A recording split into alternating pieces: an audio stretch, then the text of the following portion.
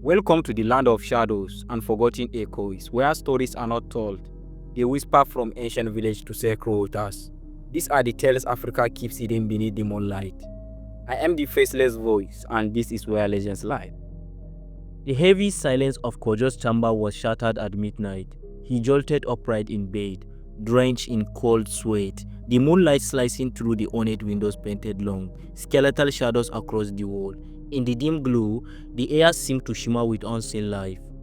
Faint whispers called around him, a thousand tongues murmuring in a language both foreign and familiar. His heart raced as the voice of an elder, ancient and commanding, echoing in his mind, awakening the hidden truth. Kojo. Before he could steady his breath, visions invaded his mind. He saw towering figures in crimson robes, gathered around a colossal bonfire, their faces hidden by masks resembling the Ebony Mask itself. Their hands rose toward the sky, bleeding with stars, chanting in a forgotten tongue. Flames twisted into images, kings crowned with darkness, betrayal between blood kin, a throne rotting from within. When Kojo blinked, the vision faded, but the cold terror gripping him did not. By dawn, Kojo was not the same.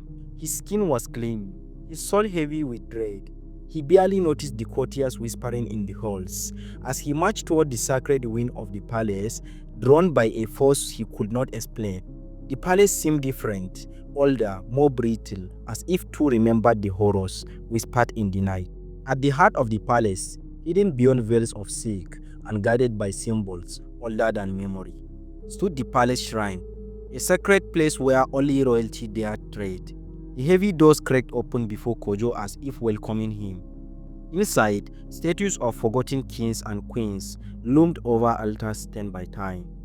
In the center, beneath a canopy of woven gold, knelt Queen Miriah, whispering prayers to gods who had long since stopped listening. Mother, Kojo's voice cracked in the vastness of the shrine. I hear them, the ancestors, they speak to me.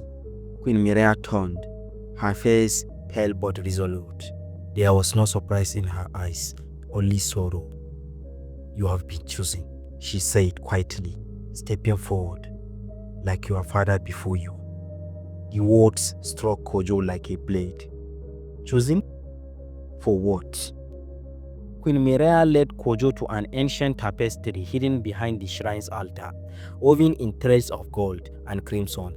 It depicted a line of monarchs wearing the ebony mask, each more monstrous than the last. The mask, she whispered, binds itself to the blood of kings. It offers power but demands loyalty beyond death. Kojo felt the weight of generation pressing upon his soul, their triumphs and tragedies etched into every fiber of the cursed tapestry. From a hidden compartment within the shrine, Queen Miriah withdrew a battered leather journal, King Adisa's private writings. The journal spoke of dreams, hauntings, and relentless voices, the same that now plagued Kojo.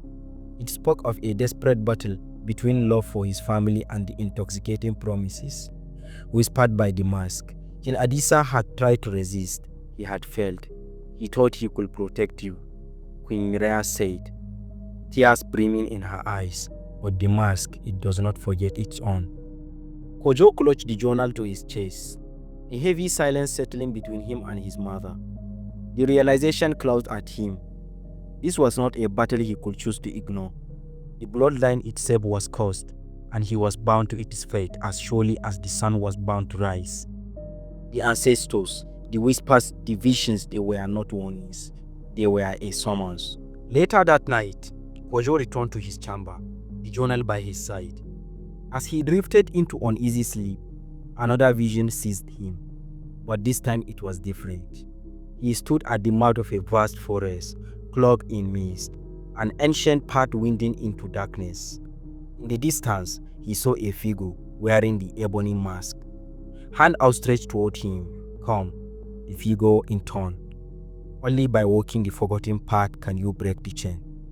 Kojo woke with a start, but he was no longer trembling. Resolve burned in his veins like fire. He now understood. Free himself and his bloodline. He must uncover the truth hidden by centuries of fear and lies. He must walk the path of the ancestors, confront the cause head on, and face whatever horrors lay within in the shadows. The mask was awake, and so was he.